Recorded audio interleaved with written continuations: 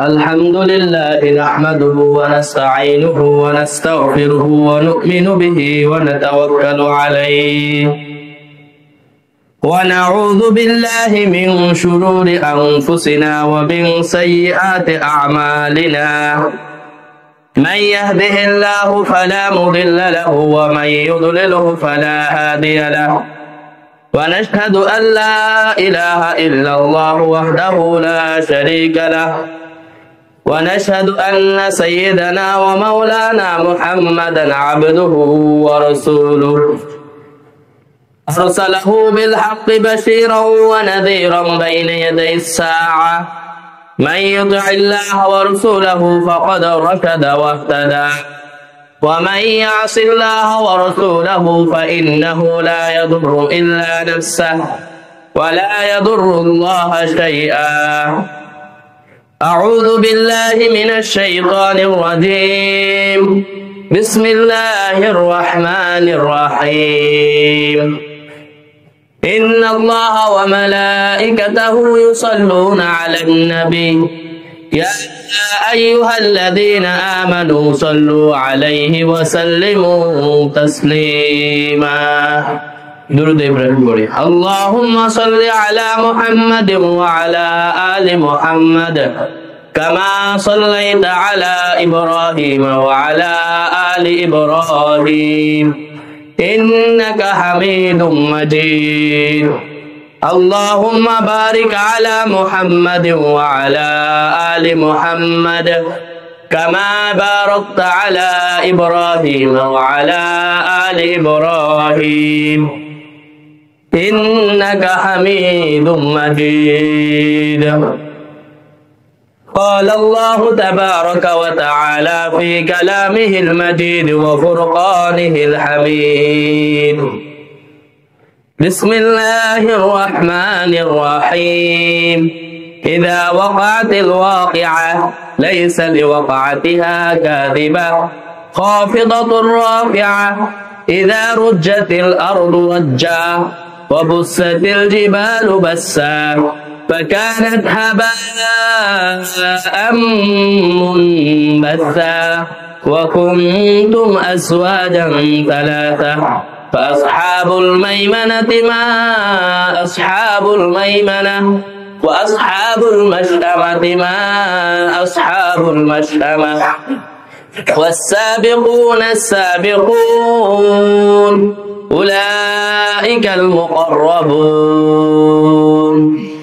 وقال النبي صلى الله عليه وسلم من قرأ سورة الواقعة في كل ليلة لم تصبه فاقة عبدا أو كما قال عليه الصلاة والسلام আলহামদুলিল্লাহ আল্লাহ পাকের দরবারে অসংখ্য অগণিত শুকরিয়া যে আল্লাহ পাক রব্বুল আলামিন আমাদেরকে দুনিয়াবি হাজারো ব্যস্ততা থেকে ফারেক করে পবিত্র জুমার দিন জুমার নামাজ আদায়ের উদ্দেশ্যে যথাসময়ে মসজিদে আসার এবং বসার তৌফিক দান করেছেন। এই জন্য আমরা সকলে আল্লাহ পাকের দরবারে শুকরিয়া আদায় করি, সকলে বলি আলহামদুলিল্লাহ। আজকে আমরা কোরআনুল কারীমের সূরা 56 নম্বর সূরা সূরাতুল ওয়াকিয়া, এই সূরা থেকে কিছু আলোচনা শুনবো।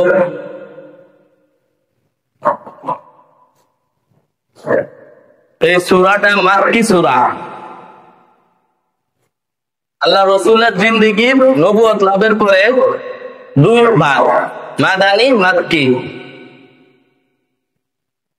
মক্কায় আল্লাহ রাসূল 10 বছর ছিলেন নবুয়ত লাভের পরে। এই 10 বছরে যে সমস্ত সূরা নাযিল হয়েছে এই সূরাকে বলা হয় মাক্কি সূরা।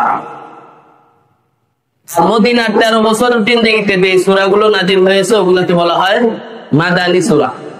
তো এই সূরাটা মাক্কি সূরা। আর মাক্কি সূরার বৈশিষ্ট্য এটা আমরা অনেকে জানি যে এই সূরাগুলোর মধ্যে আল্লাহ তাআলা ফেরাত সম্পর্কিত আলোচনা বেশি করেছেন। মৃত্যুর পরবর্তী জিন্দেগি, জাহান্নামের শাস্তি, জান্নাতের নাজ নিয়ামত, এইগুলো আল্লাহ তাআলা আলোচনা মাক্কি সূরাগুলোর মধ্যে বেশি করছে। তো এই সূরাটার মধ্যে 96টি আয়াত আছে। এই সূরার ফজিলত সম্পর্কে বিভিন্ন হাদিস পাওয়া যায়। একবার হযরত উসমান রাদিয়াল্লাহু তাআলা আনহু, আল্লাহ রাসূলের এক সাহাবী ছিলেন আব্দুল্লাহ ইবনে মাসউদ রাদিয়াল্লাহু তাআলা আনহু, ওনাকে বলা হয় সাহিবুল না'লি ওয়াল হুসাব। উনি সবসময় আল্লাহ রাসূলের জুতা মোবারক এবং আল্লাহ রাসূলের যে জায়নামাজ সেটা আল্লাহ ওনার কাছে রাখতেন। নামাজের দরকার হলে বিছায়া দিতেন, জুতা পরার দরকার হলে আল্লাহ রাসূলকে জুতা পরায় দিতেন। ওনার নাম আব্দুল্লাহ ইবনে মাসউদ রাদিয়াল্লাহু তাআলা আনহু, সাহিবুল না'লি ওয়াল হুসাব। আল্লাহ রাসূলের একান্ত খাদেম ছিলেন। হাদিসের কিতাবের মধ্যে পাওয়া যায় লাইলাতুল জিন এর ঘটনা, যে রাত্রিগুলোতে আল্লাহ রাসূল জিনদেরকে দাওয়াত দিতেন। ওই জিনদেরকে দাওয়াত দেওয়ার সময় আল্লাহ রাসূল সমস্ত সাহাবীদের মধ্য থেকে আব্দুল্লাহ ইবনে মাসউদ রাদিয়াল্লাহু তাআলা আনহুকে আল্লাহ রাসূল চয়েস করছেন যে তুমি আমার সাথে যাবে। একদিন এশার নামাজের পর আগে আল্লাহ রাসূল বলছেন, নামাজের পর আব্দুল্লাহ ইবনে মাসউদকে লক্ষ্য করে বলছেন তুমি নামাজের পরে বসে থাকবে, তুমি যাও না। এশার নামাজের পর ওই যে জিনদেরকে দাওয়াত দিবেন ওই সফরে যাবেন। এশার নামাজের পরে আল্লাহ রাসূল সব সাহাবী চলে গেছেন, আব্দুল্লাহ ইবনে মাসউদ বসে আছেন। আব্দুল্লাহ ইবনে মাসউদ বসে আছেন, বক্সটা লাগে বক্স পাওয়া বক্স এটা আব্দুল্লাহ ইবনে মাসউদ তখন বসেছিলেন। আল্লাহ রাসূল সাহাবায়ে কেরামকে নিয়ে ওই আব্দুল্লাহ ইবনে মাসউদকে নিয়ে জিনদেরকে দাওয়াত দেওয়ার উদ্দেশ্যে গেলেন। বৃত্ত এঁকে দিলেন যে এই বৃত্তের মধ্যে তুমি থাকবে, এখান থেকে বাইরেও যাবে না আমি আসার আগ পর্যন্ত। তারপর ইবনে মাসউদ বলেন আল্লাহ রাসূল জঙ্গলের ভিতরে চলে গেছেন, এখনো আসতেছেন না। আমার ভয় হইতেছে, কি রে আল্লাহ রাসূল কোথায় গেল, এখনো আসে না। আবার কিছুক্ষণ পরে দেখলাম কিছু এমন এমন জন্তু দল বেঁধে বেঁধে যাইতেছে। আল্লাহ রাসূল যেই পথ দিয়ে জঙ্গলের ভিতরে গেছেন ওই পথ দিয়ে ওই জন্তুগুলো জঙ্গলের ভিতরে যাইতেছে। ইবনে মাসউদ বলেন এমন জন্তু যেগুলো পৃথিবীতে আমি অন্য কোন জন্তুর সাথে মিলে না, এমন এমন ওগুলো মূলত জিন জাতি। আল্লাহ রাসূলকে তারা দাওয়াত দিছিল যে ইয়া রাসূলুল্লাহ আমাদেরকে এসে কিছু ইসলামিক কিছু বয়ান, দ্বীনের কিছু শিক্ষা আমাদেরকে দেন। আল্লাহ রাসূলকে তারা এরকম সময় দিছে যে ওই জায়গায় যেতে হবে। আল্লাহ রাসূল ওই হয়ে গেছে।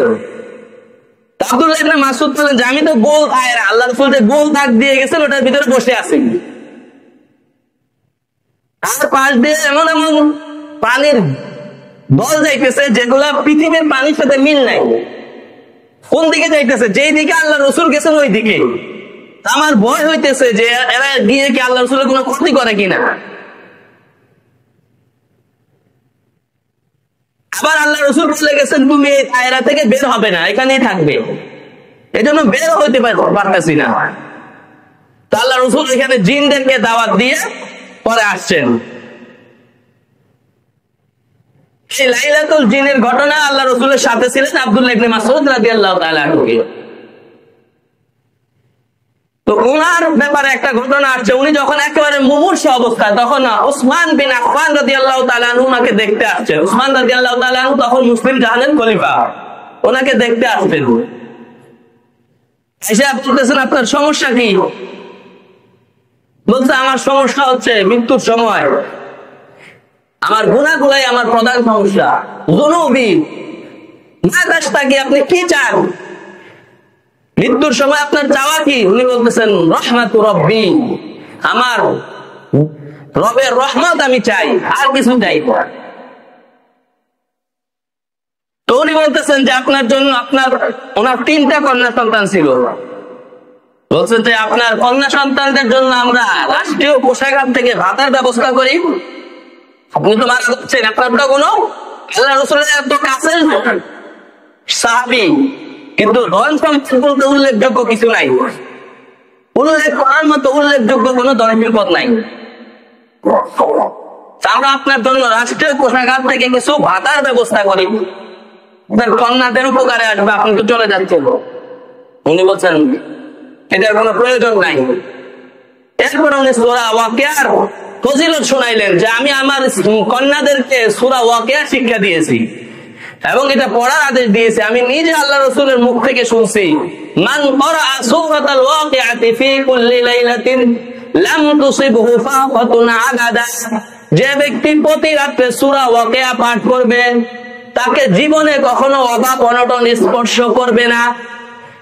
আমি আমার কন্যাদেরকে এই আদেশ দিয়েছি এবং সূরা ওয়াকিয়া তাদেরকে শিক্ষা দিয়েছি।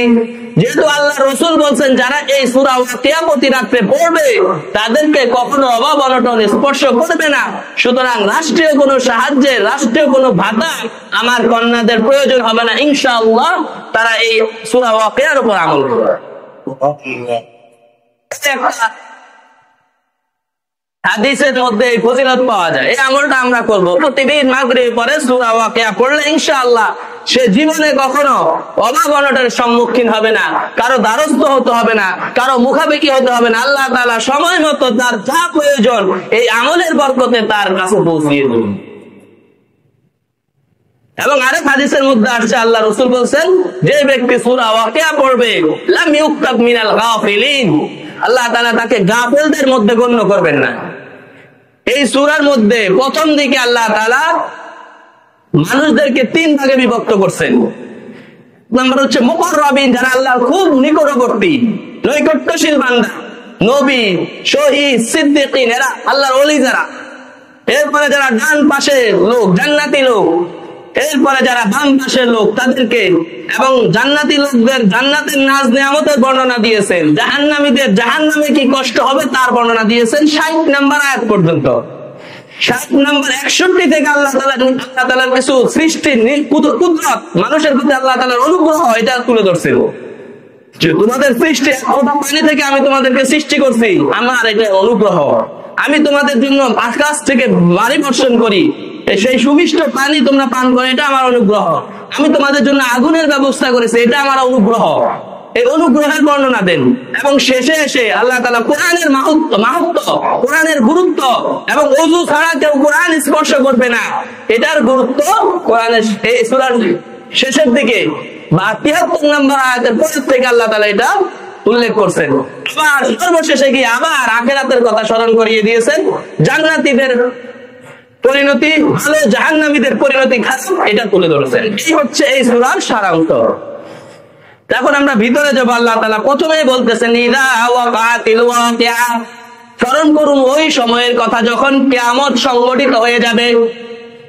ইযা ওয়াকাতিল ওয়াকিয়া লাইসা লিওয়াকাতিহা কাযিবা, এই কিয়ামত সংঘটিত হওয়াকে কেউ মিথ্যা প্রতিপন্ন করতে পারবে না, এটা হবেই।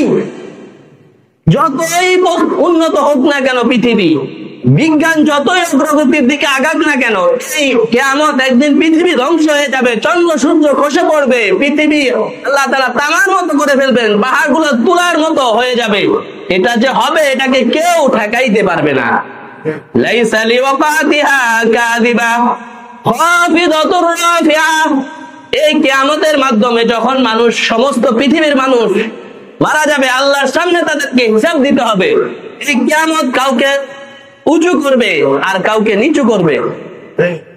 যারা দুনিয়াতে দেখা গেছে সম্মান, সম্পত্তি, সব দিক থেকে তাদের মর্যাদা উঁচু ছিল, কিন্তু আল্লাহর হুকুম মানে নাই, নেক আমল করে নাই, তারা কিয়ামতের মাঠে খাফিদা, তাদের মর্যাদা নিচু হয়ে যাবে।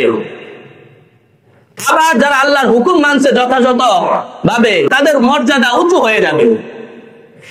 দুনিয়াতে দেখা গেছে তাদের কোনো হাইসিয়ত ছিল না, উল্লেখ করার মতো তাদের কোনো মর্যাদা তাদের ছিল না, ধন সম্পদ ওরকম ছিল না, কিন্তু কাল কিয়ামতের মাঠে তাদের মর্যাদা উঁচু হয়ে যাবে। আবু লাহাব আল্লাহ রাসূলের চাচা, আল্লাহ রাসূলের রক্তে সম্পর্ক দেয়। আল্লাহ রাসূল হাশেমি, আবু লাহাব হাশেমি।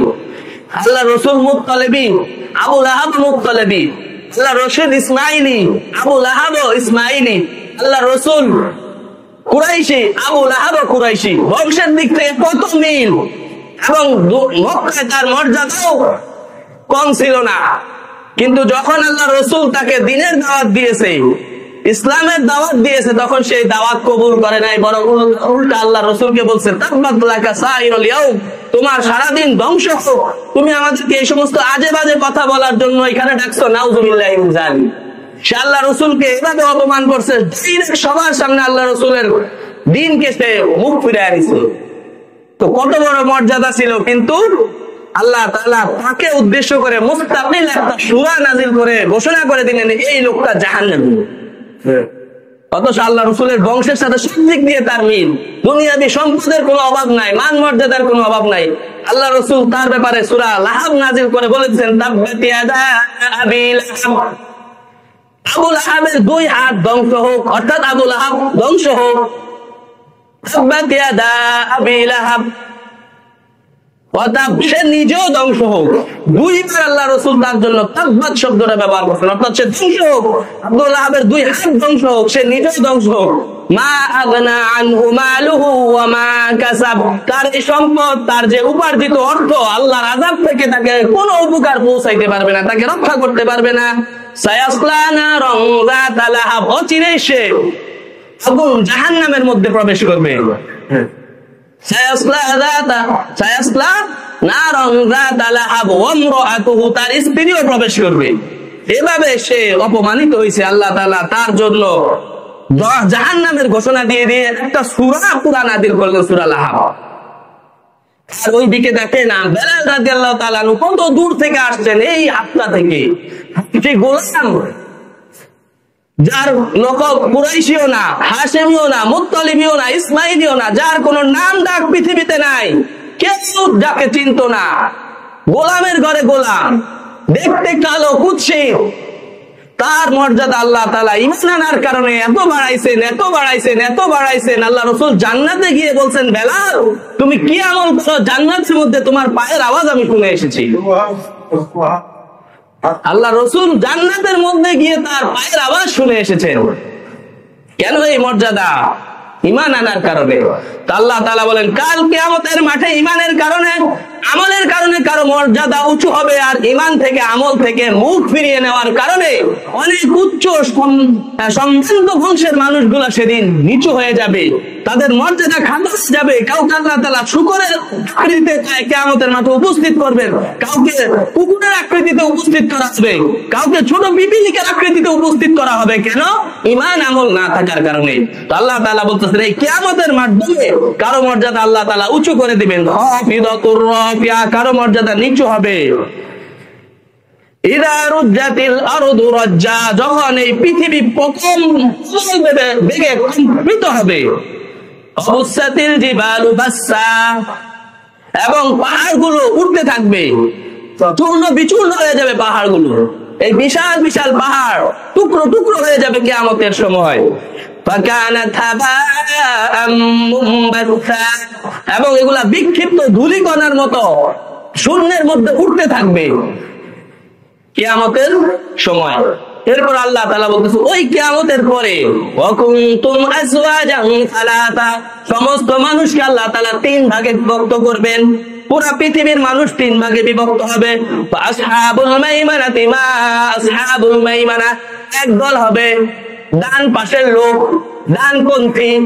তারা আল্লাহ তাআলা বলেন তারা কতই না সৌভাগ্যবান যারা ডানপন্থী হবে, ডান পাশের হবে, ডান হাতে যাদের আমল নামা এসে যাবে। আসহাবুল মাশআমাতি মা আসহাবুল মাশআমা, আর বামপন্থী যারা হবে, বাম হাতে যাদের আমল নামা চলে আসবে, তারা কতই না হতভাগা। আর কিছু হবে অগ্রবর্তী, এরা একেবারে আল্লাহর আরশের নিকটে, আল্লাহর সিংহাসনের কুরসির কাছে বসে এরা নাজ নেয়ামত ভোগ করতে থাকবে। হিসাবের কোনো চিন্তা এদের থাকবে না। ফেরেশতারা এদের জন্য নাস্তার ব্যবস্থা করবে, নাস্তা খেতে খেতে গল্প গুজবের মধ্যে 50,000 বছর হিসাব হয়ে যাবে, এদের কোনো টেরই হবে না, টেরই পাবে না। এরা কারা?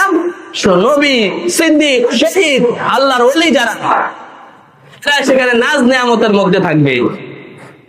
উলাইকাল মুকরাবুন, এরাই হচ্ছে আল্লাহর নিকটবর্তী।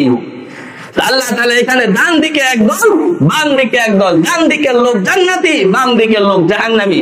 মেরাজের ঘটনার মধ্যে আমরা অনেকে শুনছি যে আল্লাহ রাসূল যখন মেরাজে গেছেন, প্রথম আসমানে আদম আলাইহিস সালামের সাথে দেখা হয়।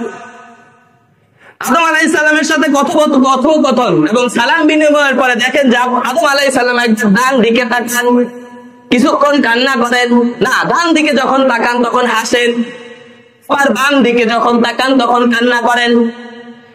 আল্লাহ রাসূল জিবরাইল আলাইহিস সালামকে জিজ্ঞাসা করলেন, ভাই জিবরাইল, আদম আলাইহিস সালাম এমন করেন কেন? ডান দিকে যখন তিনি তাকান তখন তিনি হাসেন, আর বাম দিকে যখন তিনি তাকান তখন কান্না করেন, কারণ কি? আদম আলাইহিস সালাম আল্লাহ রাসূলকে তখন জিবরাইল আলাইহিস সালাম বলেন, ডান দিকে হচ্ছে তার জান্নাতি সন্তানগুলোর রূহ রাখা আছে, যারা ডান হাতে আমলনামা জান্নাতে যাবে তাদের রূহগুলো আদম আলাইহিস সালামের ডান দিকে রাখা আছে।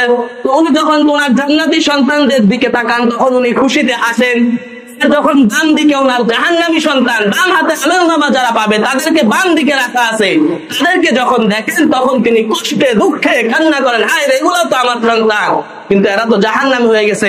এই নিজের সন্তানের এই অবস্থা দেখে উনি কান্না করেন। ওই দিন 3 দল হয়ে যাবে। আল্লাহ রাসূল বলেন, আল্লাহ তাআলা বলতেছেন তারা ফি জান্নাতিন নাঈম, এখানে ডান দিক যারা তাদের যে নাজ নিয়ামত এখান থেকে আলোচনা শুরু হইতেছে। আল্লাহ তাআলা জান্নাতের নাজ নিয়ামত কি সেটা আলোচনা শুরু করতেছেন। ফি জান্নাতিন নাঈম, তারা নিয়ামতপূর্ণ জান্নাতের মধ্যে থাকবে। কেমন নিয়ামত? তা হাদিস শুনলে আমরা বুঝতে পারবো। আল্লাহ রাসূল সংক্ষেপে বলে দিয়েছেন। হাদিসের কুদসিতে আল্লাহ রাসূল বলেন, আল্লাহ তাআলা ইরশাদ করেন, আদাতুল ইবাদিয়াস সালিহিন মা লা আইনুন রাআত, আমি আমার নেককার বান্দাদের জন্য এমন এমন নিয়ামত জান্নাতের মধ্যে রেখে দিয়েছি যা কোনো চোখ কোনোদিন দেখে নাই, ওয়ালা উযুনুন সামিআত, কোনো কান কোনোদিন সেই নিয়ামতের বর্ণনা শুনে নাই, ওয়ালা খাতারা আলা কলবি বাশার, কোন মানব হৃদয় তার অন্তর দ্বারা কল্পনাও করতে পারে না যে কি পরিমাণ নাজ নিয়ামত জান্নাতের মধ্যে আছে। জান্নাতের নাজ নিয়ামতের বর্ণনা তো কোরআন হাদিসে অসংখ্য আছে। বর্ণনা করার পরে আল্লাহ তাআলা এটাও বলে দিয়েছেন, এগুলো তো বর্ণনা করলাম তোমাদেরকে বোঝানোর জন্য, কিন্তু আজ এমন এমন জিনিস আমি রেখে দিয়েছি যেটা তোমাদেরকে বোঝানো সম্ভব না। যেদিন জান্নাতে ঢুকবা সেদিনই বুঝতে পারবা যে এখানে কি লুকায়িত আছে। আল্লাহ তাআলা আমাদের সকলকে জান্নাতি হিসেবে কবুল করেন এবং জান্নাতি যে আমল আছে আল্লাহ তাআলা আমাদের করার তৌফিক দান করেন। কুল্লাতুম মিনাল আউয়ালিন ওয়া কালিলুম মিনাল আখিরিন, আদম আলাইহিস সালাম থেকে ঈসা আলাইহিস সালাম পর্যন্ত একদল এবং উম্মতে মুহাম্মাদের একদল জান্নাতে যাবে। আল্লাহ রাসূল বলেন জান্নাতীদের 120টা কাতার হবে, তার মধ্যে 80 মিন উম্মতি, 80টা কাতার হবে আমার উম্মতের। 80 কাতারই হবে উম্মতে মুহাম্মাদের জান্নাতীর কাতার, আর 40 কাতার মাত্র 1,24,000 পয়গম্বরের। 120 কাতার জান্নাতীদের হবে, 80টা কাতার উম্মতে মুহাম্মাদের। আলহামদুলিল্লাহ। ফি জান্নাতিন নাঈম কুল্লাতুম মিনাল আউয়ালিন ওয়া কালিলুম মিনাল আখিরিন আলা সুররিম মাওদুনা। জান্নাত কেমন হবে এটার বর্ণনা এবার আল্লাহ তুলে ধরছেন যে তারা এমন খাটের উপর থাকবে যেটা স্বর্ণ দ্বারা নির্মিত, স্বর্ণ খচিত, স্বর্ণের কারুকার্য করা সেই জান্নাত। মুত্তাকিনা আলাইহা মুতাকাবিলিন, তারা সেখানে হেলান দিয়ে বসে থাকবে, পরস্পর পরস্পরের সাথে গল্প গুজব করতে থাকবে। জান্নাতের মধ্যে গল্প গুজব হবে। কেন জান্নাতে গেছে, কোন আমলটা তার কাছে আল্লাহর কাছে বেশি পছন্দনীয় হয়েছে, এগুলা নিয়ে জান্নাতের মধ্যে তারা পরস্পর বসে সিংহাসনে বসে গল্প করতে থাকবে। মুত্তাকিনা আলাইহা মুতাকাবিলিন ইয়াতুফু আলাইহিম ওয়ালদানুম মুখাল্লাদুন। আল্লাহ তাআলা বলেন তাদের কাছে বিভিন্ন খাবারের পাত্র, বিভিন্ন পান পাত্র নিয়ে ছোট ছোট বাচ্চারা ঘুরে বেড়াবে, ছোট ছোট সুন্দর। হ্যাঁ, কোরআন শরীফে আছে যারা মণিমুক্তার মতো, এত সুন্দর এই ছেলেগুলো, ছোট ছোট বাচ্চা 10 বছর, 11 বছর, 12 বছর, এদের জান্নাতীদেরকে ঘুরে ঘুরে পালন করতে থাকবে। ইয়াতুফু আলাইহিম ওয়ালদানুম মুখাল্লাদুন বিআকওয়াবিন ওয়া আবারিক, বিভিন্ন গ্লাস, জগ, ওয়া কাসিম মিন মাইন, স্বচ্ছ কাচের পাত্র, গ্লাসের মধ্যে শরবত, শরাব, জান্নাতীর ফল খাবার নিয়ে এরা ঘুরতে থাকবে। এমন শরাব, ওয়াসাকাহুম রাব্বুহুম শারাবান তাহুরা, আল্লাহ তাআলা স্বয়ং নিজে জান্নাতীদেরকে পবিত্র শরাব পান করাবে। সুবহানাল্লাহ। এখন প্রশ্ন হইতে পারে যে শরাব পান করলে হয়তো মাথা ঘুরাবে, মাতলামি আসবে। আল্লাহ তাআলা বলেন লা ইউসাদদাউনা আনহা ওয়া লা ইউনজিফুন, এই শরাব পান করার পরে তাদের মাথা ব্যথাও হবে না, মাতলামিও আসবে না, শরাবান তাহুরা, দুনিয়ার শরাব পান করা হারাম কিন্তু জান্নাতের শরাব হালাল, এটা স্বয়ং আল্লাহ তাআলা নিজে তাদেরকে পান করাবেন। এই পান করার পরে পাতলামিও আসবে না, মাতলামিও আসবে না, বরং শরীরের শারীরিক শক্তি অনেক বেশি বেড়ে যাবে। লা ইউসাদ্দাউনা আনহা ওয়া লা ইউনজিফুন ওয়া ফাকিহাতিন মিম্মা ইয়াতাখায়্যারুন, তাদের জন্য ফল উপস্থিত করা হবে যা তারা চাইবে। বলে যে হাদিসের মধ্যে আছে ফল এসে এক ফল আরেক ফলের আগে বলবে আমাকে খান, আমি তার থেকে বেশি মজা। এক একটা ফল প্রতি কামড়ে স্বাদের চেঞ্জ হতে থাকবে। এক ফলের মধ্যে আল্লাহ তাআলা 72 প্রকারের স্বাদ রেখে দিবেন। ওয়াফাকিহাতিন মিম্মা ইয়াতাখায়্যারুন ওয়া লাহমি তাইরিন মিম্মা ইয়াশতাহুন, বিভিন্ন পাখির গোশত থাকবে তাদের জন্য, জান্নাতীদের জন্য, মিম্মা ইয়াশতাহুন, যা তারা চাইবে। বলছে যে এই আয়াতের ব্যাখ্যার মধ্যে হাদিসের একটা হাদিস আসছে যে জান্নাতীরা জান্নাতের মধ্যে একটা পাখির দিকে তাকাবে, সাথে সাথে তার মনে আসবে যে এই পাখিটার গোশত যদি আমি খেতে পারতাম, ওই সাথে সাথে প্লেটে, স্বর্ণের প্লেটে ভুনা হয়ে পাখি তার সামনে চলে আসবে।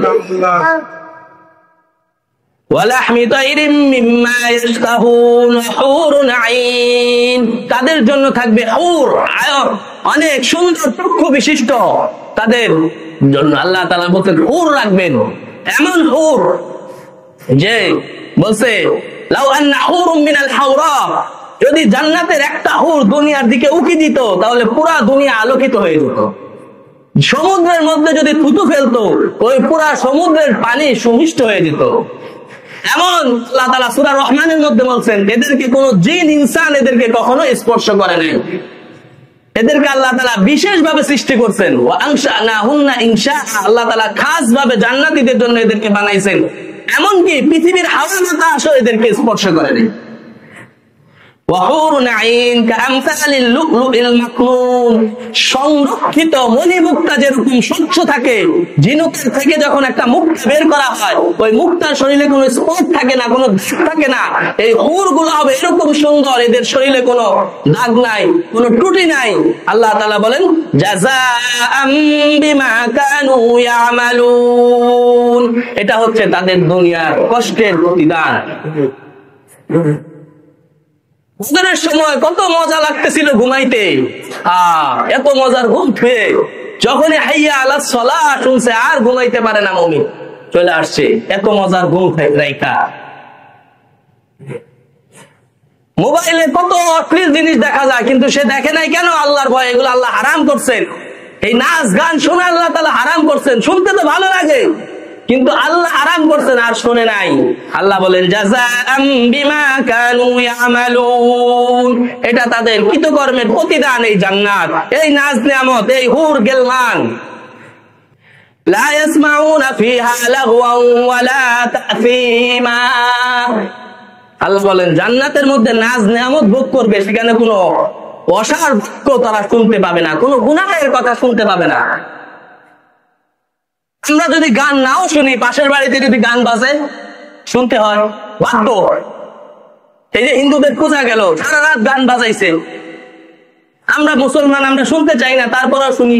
অনেকে বিবাহ বাড়ির অনুষ্ঠানে মাদ্রাসার আশেপাশে গানের আয়োজন করে, তালেবে ইলমরা কোরআন শরীফ পড়তেছে, গানও শুনতেছে, কষ্ট হইতেছে, কি করবে? মনে মনে বদদুয়া দিতেছে, আল্লাহ এদেরকে হেদায়েত দেন, হেদায়েত না দিলে ধ্বংস দেন, ধ্বংস করে দেন, এছাড়া আপনি কিছু করার নাই।